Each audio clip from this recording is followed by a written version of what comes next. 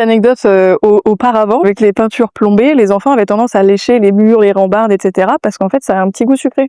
Alors, j'ai pas été testée pour vérifier, mais c'est ce qu'on m'a dit. Donc, pour expliquer brièvement, le risque, il est dans l'inhalation et dans l'ingestion. Donc, si on le touche avec les mains et qu'on se touche le visage, on se touche la bouche, on va du coup l'ingérer. Le plomb va passer très vite dans le sang. Ensuite, il va passer de manière intermédiaire dans les tissus mous et il va aller finalement se stocker dans les os.